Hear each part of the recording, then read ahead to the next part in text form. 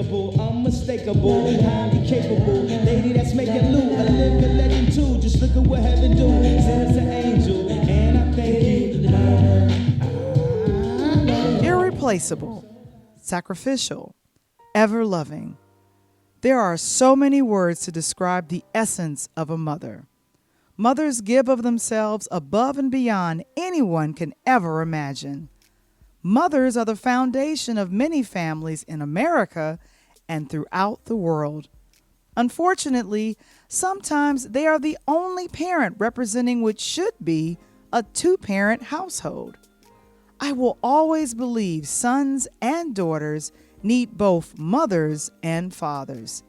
Even if the relationship that created the blessing of a child doesn't work out, mothers should receive the emotional help it takes to raise a child. You've heard that saying, it takes a village to raise a child.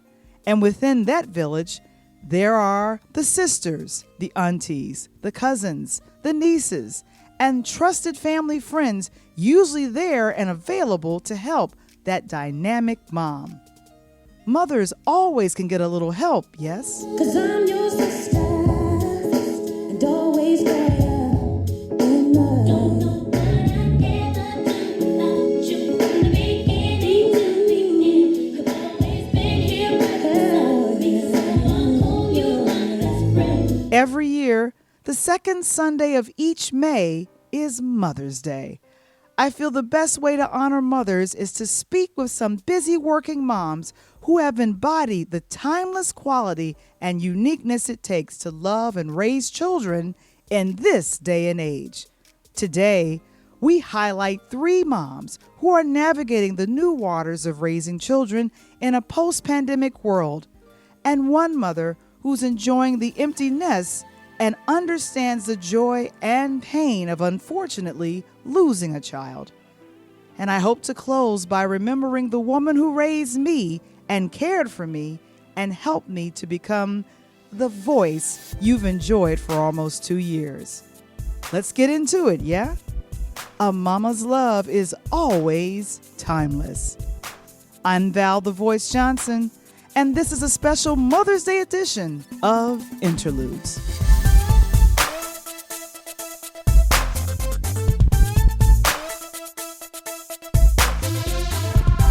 Interludes, a pure Lighthouse production.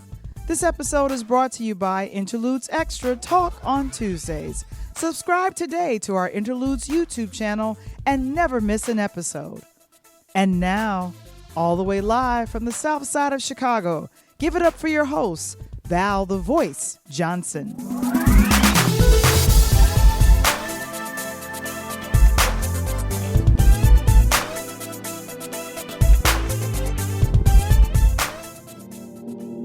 When I think of my mother, no one compares to her. Her love like no other, she puts everyone else first. Let's meet our 3 shining star moms. My name is Carla Paul.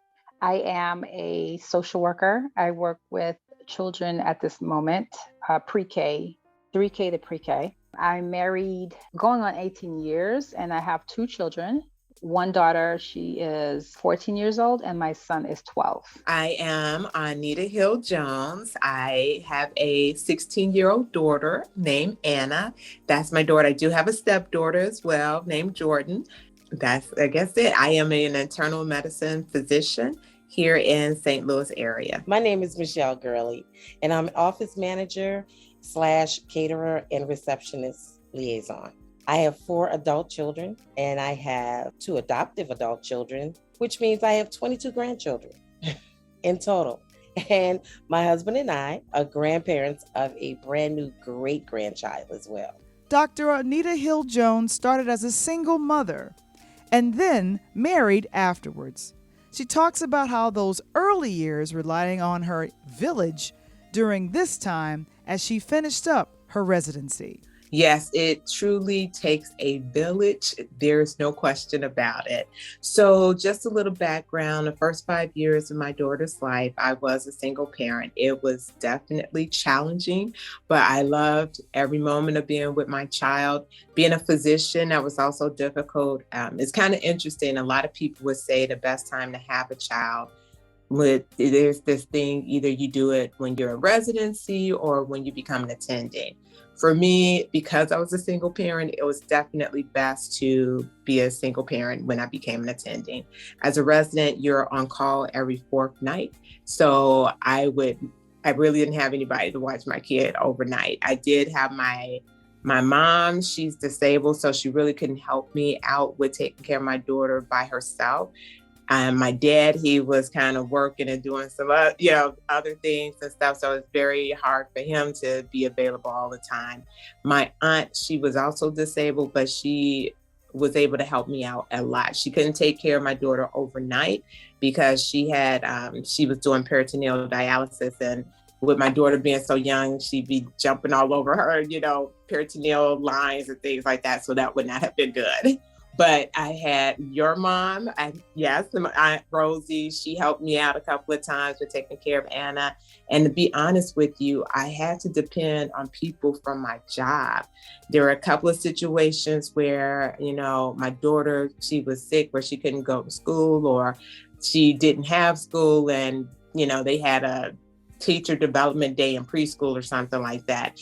And so I would be stuck. I'm like, okay, I have to go to work. So if I couldn't find family who could take care of her, I actually had to depend on people at my job. And there were situations about 4 different times I actually had to bring my child to work. And the people who worked in my department, they were wonderful. As I would go on the floors taking care of patients, my baby would be in their offices and they would babysit her during those times. So it took a village, not only of family members, but just your social network outside of that as well. People you trust and knew that would be careful and very loving to your child. What are the lessons learned in raising a child in New York, and what discoveries were made while homeschooling the children during the height of the pandemic? Carla Paul explains. I think for my children, a lot of their artistic creativity emerged. I would say it started during the pandemic because there was absolutely nothing else they could do. We couldn't go outside. There was a period where we couldn't go outside. It wasn't safe, or we didn't know what we were dealing with. So we were in the house, and Eden started recording music, making up little songs, just so she could dance around the house. And my son, he was into more at that time electronics. But as the pandemic continued and we realized that we wanted to homeschool, I think that's when the children really dived into their artistic interests. And Eden then started making recordings and making music. And we realized, she really has an ear for music. And it seems like she could do so much more with it. And for my son, he got into animes and, drawing. Now he makes stories. He was always into comic books and things like that. But it's like now he wants to make his own. So I think that being home, I would say in a way forced them to look at other avenues, because they would have been busy going back and forth to school. But they were home, so they had the time to think through other things. With your occupation, you are required to care for people. What's been the joy and then the challenge in raising your daughters? Right. Yeah. So primarily, especially when I was a single mom, it tell you the call schedule at the place where I worked before, Advocate Christ Medical Center, it was intense. I worked as a teaching doctor, so I was a clinical instructor. So I would do call where the residents, they would admit patients overnight. And I would never forget, I think Anna was probably maybe 3 months old at the time. And I had a call that was intense. I was being paged every hour on the hour, and my daughter was waking up like every 2 hours. And I'm just like, ah. So that was very challenging, but it was great to be able to, be able to give that dialogue with the residents. And I remember like by the third or fourth call, they were like, we're so sorry for waking you up. And I'm like, you know what? I'm already up because my kids been waking me up all night. So we're good. And so we can have the dialogue of how to treat this patient, what was going on with the patient, and just giving them some feedback. So that has been the reward in that, is just being able to be available to kind of help the people behind you. Somebody helped you to get where you are. And now it's my time to pay it forward with the residents that I was teaching.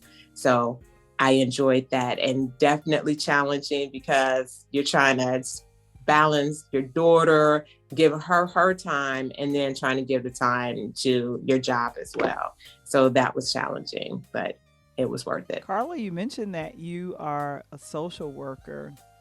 Mm-hmm. The challenge of, unfortunately, the pandemic has been hard on all of us, especially children.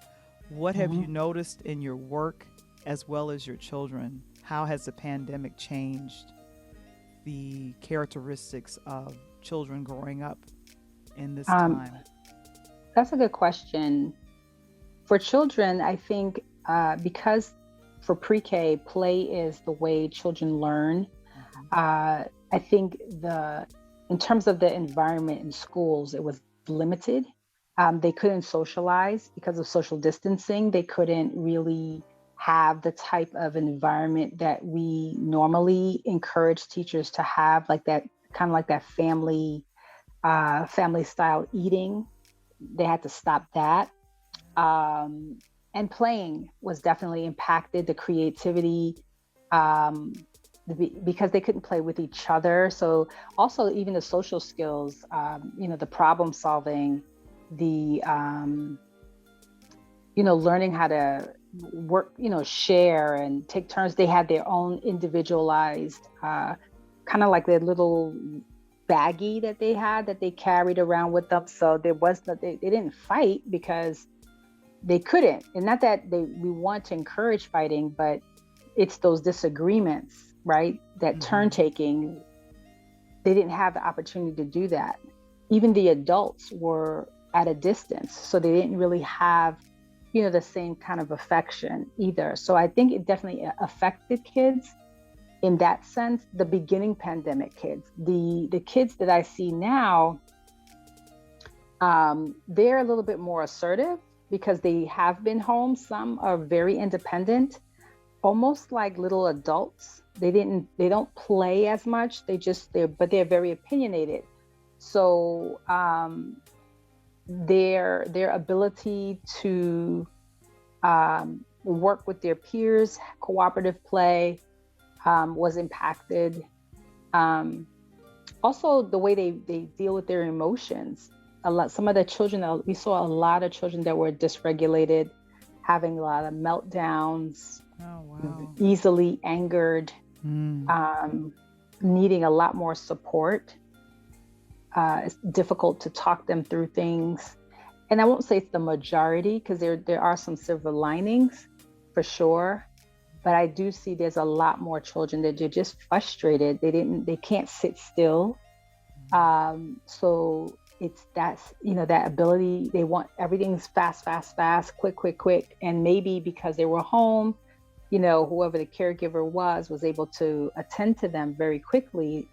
But these children, they have difficulty waiting or not being seen, like wait your turn, I'll come to you. They'll cry or have a meltdown or get frustrated.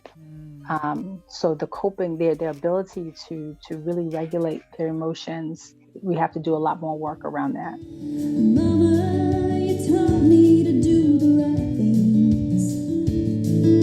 So now you have to let your baby fly. And now, the working mom with grown children. How did she do it? Michelle Gurley speaks on her life experience and how she loves being a grandmother to her grandchildren. And now you and your husband are in the stage of enjoying grandchildren and now a great grandbaby. What has been the joy and love of that? Well, the joy of seeing your lineage, your lookalikes and your personality shine through your kids and through their kids. And it's just amazing how DNA works, with personality and looks. And it's so much fun to see what the next generation is into and doing. And I'm learning a lot from this generation, I'm glad that we all have the open relationship to talk with each other, each generation. So it's been really interesting, interesting and exciting to see how it all is unfolding in our legacy, What has been the benefit of being a parent of 4? And you mentioned that you took on 2 kids yourself that were friends of yours. What's been that benefit of raising those children? Because all of your children are grown. Yes. Well, the benefit of it is learning how to deal with great different types of personalities. That's one of the benefits. And having kids make you more self-aware of who you are. And it's challenging the balance of life is actually challenging when you have kids in general, be it 1, be it 4, be it 14, it doesn't matter. There's just how to balance life. They do teach you organization. They give you skills that you didn't know you had. So like cooking on time and balancing your work schedule and bringing them to church and talking about life experiences. Very interesting. It's a great life. It's challenging, but it's great. And now you're in a blended family with Anna, Yes. Jordan, and then your husband, Sam. What Yeah. has been something that you've noticed in the dynamic of the relationship between Anna and Jordan and just how they've gotten along or, like sisters fight? I don't know. What have you noticed? So it was kind of different for me. Sometimes looking back, sometimes I wish I had been more forceful, but I kind of sat back and let my husband kind of handle things. Jordan, we really depended on her mom as to when we would have Jordan. It was so wonderful when we did get a chance to have Jordan over, for like Christmas and all of the holidays. That just brought so much joy to my heart because I truly felt like such a great cohesive family. I was very grateful because Jordan, my stepdaughter, she is a great kid. She and Anna get along very well. So that part was easy for me. I know that's not always the case in many blended families. So I was thankful. And because we didn't have Jordan, like most people set a schedule that we're going to have her every other weekend, it was never like that.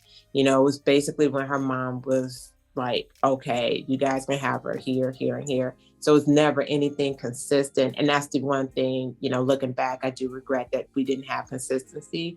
But I have to tell you, it did cut down on arguing and things like that because, whenever we did have Jordan around, it was just a great time and we enjoyed it. And because I guess it wasn't as often, they didn't get to the point where they couldn't stand each other. I'll put it like that. So Just kind of that, because I know that you work as a social worker, it's just, I felt like we were disconnected. The social skills just, a lot of people said, just kind of fell by the wayside. What advice would you give a busy working mom to get their children back on track, to be social, to redevelop skills in sharing and being, patient and waiting their turn? That's another good question. Every home is very different. Mm-hmm. And I think that it takes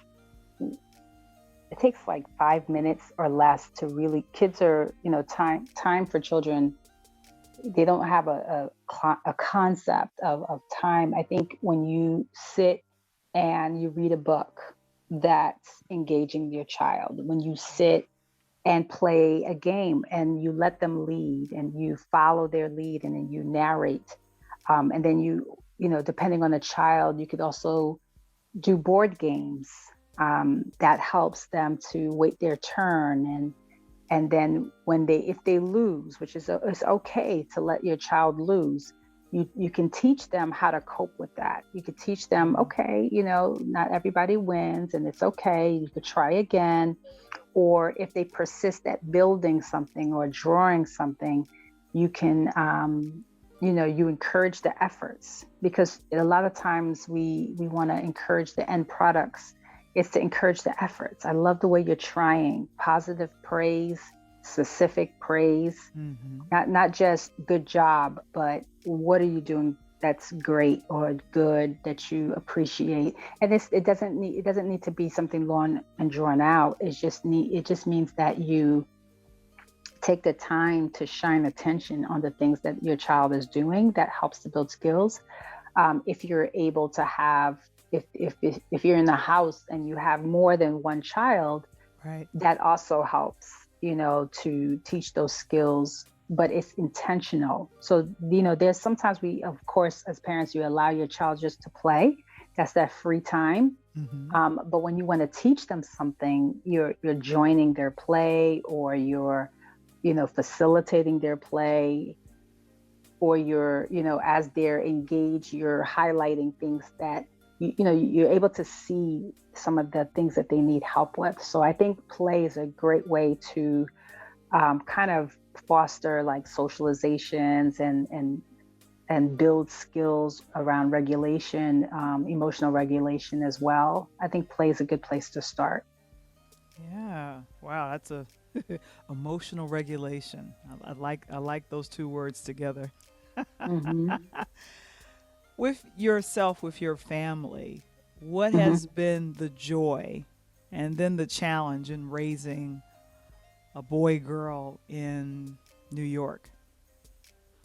The fun part is that my kids love music, and so as a family, we're able to sing and dance and do all kinds of craziness together, just to enjoy each other.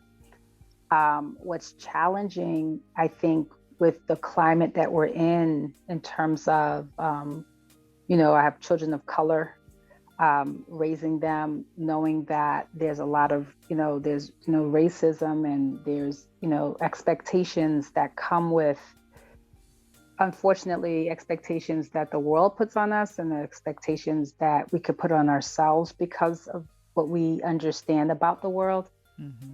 Just having to explain to them, how to love themselves and how to love who they are, despite what other people might think, how to believe in themselves, to not just look at the grades as that's, then you're intelligent because you have an A, but to look at the effort, to look at the creativity, to look at the character.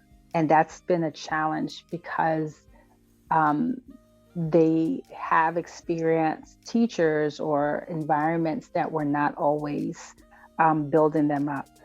And so having to undo that is the work that we do as parents as we build them up, to undo the negative, to put in the positive.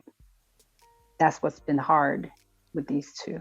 What advice would you give to the busy working mom of a teenager or teenagers? Ooh, stay prayed up, girl. Stay prayed up now. That's one. Always, yeah. And seriously, besides that, if you're a Christian, absolutely stay prayed up and just be patient. There's also things, you have to be able to really kind of, and I don't even pretend to know everything that's going on in my kid's mind, but I do sit and I talk with her. Sometimes they want to talk with you. Sometimes they don't. You have to be cognizant of that too when it's time to like kind of back off. But they'll come to you when there's some issues or problems, or sometimes you do have to say, hey, what's going on? You know, I noticed that you seem to be like this. What happened? What's going on with you? And just make sure your child feels comfortable with talking with you and talking about anything. I think that's very important.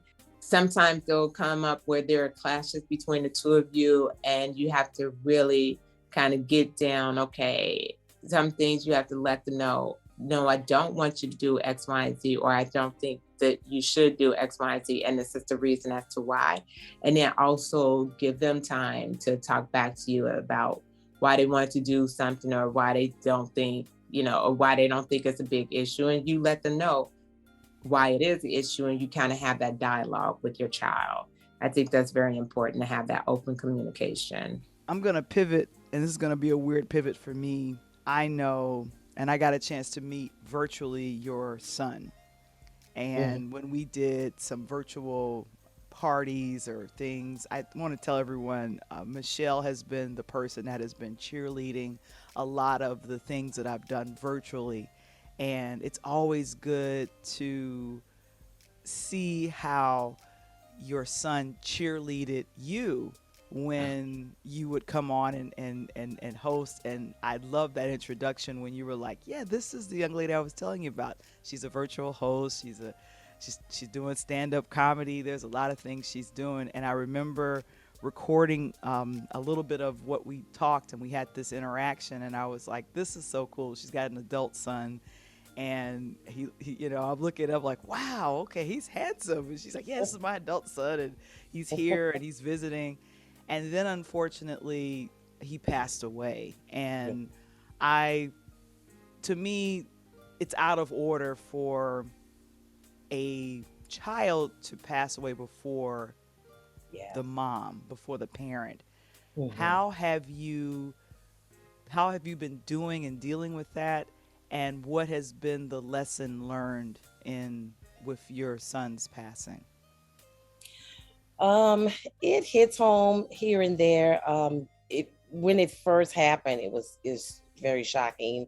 And he passed away in his sleep, and he had cerebral pulmonary edema, which is his brain and his lungs were filled with fluids while he was sleeping, and he didn't wake up. The shock of that all, the process of the shock of it was just, wow. It's like living a bad dream that you couldn't wake up from.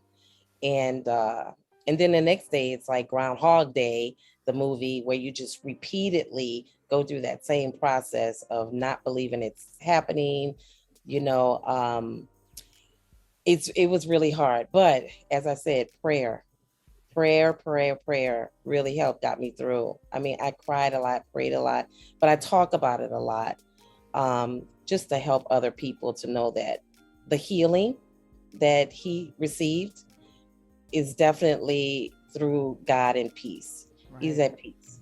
So he was struggling through with a lot of depression and stuff, but through it all, he is, I feel, healed, and that's how I get through it. The peace of knowing that he's no longer suffering with those types of mental illness. What would you like to say to all the moms for Mom's Day? First of all, that to be a mom is probably one of the most joyful and hardest jobs we'll ever do. And I would like to say to the moms that you guys are incredible. We're incredible as moms, and we have been given a strength that's beyond words, and that I hope that you know that you're incredible. Well, happy Mother's Day to all of the wonderful mothers out there, and enjoy your kids while you can. Hug them while you can. Love them in spite and despite of who they are, and continue to be the great mom that you are. God gave us these blessings, and we need to just relax and enjoy them. But yes, I'm wishing all of the wonderful mothers out there a very happy Mother's Day. All these women have learned how to be a woman of noble character and how to continue to raise their children to the best of their ability. It took work, sacrifice, and patience throughout their parenting journey. Best of all, there are always more lessons to be learned, especially when there are events like a pandemic to move you differently than expected. Let's give a hand to our timeless moms, Michelle Gurley, Carla Paul, and Dr. Anita Hill-Jones. I want to thank them all for allowing us to gather a sneak peek into their parenting journey. You told me everything you've given me. I always keep it inside. You're the driving force in my life. Over the last few years, during the month of May for myself, there's a double dose of remembering. The celebration of Mother's Day, and on May 5th, the death anniversary of my dad, William David Johnson. This year marks 10 years since he passed, and at that time, my mom was around to help me process some of my emotions. I remember traveling to my mom for Mother's Day, or she would travel to New York on that special holiday. Our last Mother's Day was spent together in 2018 in Brooklyn. I took my mom to church and still to this day have photos of my friends all posing with my mom, surrounding her with hugs and love. She was a star that day. It was great. We were able to spend that time together. And with my mother's shrinking frame and height, I found myself holding on to her tighter and tighter, looking for any excuse to fly back to Chicago. I remember many of the lessons Rosie taught me, and I know she is still with me in spirit. When you can grow and appreciate a mother's love, there is nothing more precious than that. It is heartwarming. It fills us with gratitude, and it's timeless, whether your mother is here or not. To my mom, Rosie L. Johnson, I miss you. Thanks, Mama.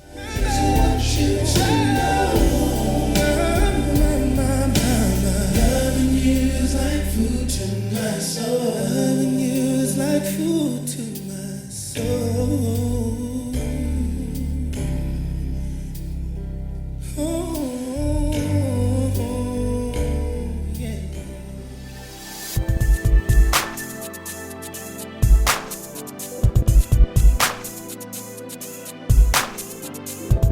To check out more with my talks with Michelle Gurley and Anita Hill-Jones, please visit our Interludes YouTube channel.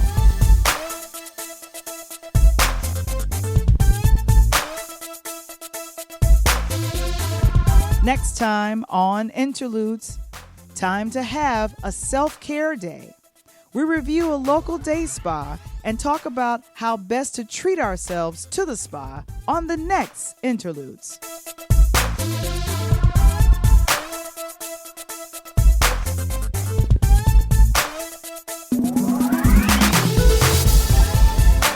Have you seen it? It's the weekly chat with EP Michael Womble, Coach Tony, and Val the Voice Johnson. Interludes Extra presents Talk on Tuesdays.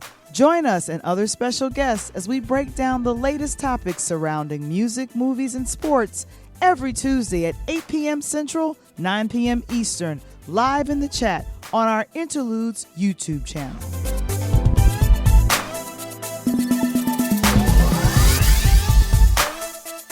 Interludes. Original concept by Valerie Johnson. Written by Michael Womble. Produced by Michael Womble and Valerie Johnson. Original intro and outro music produced by Kendall Nesbitt. Interludes. A pure Lighthouse production. This episode is brought to you by Interludes Extra Talk on Tuesdays, where we highlight people of color in spaces of television and film. To subscribe to our YouTube channel or join our Interludes Facebook group, please visit the website linktr.ee/Pure Light Media.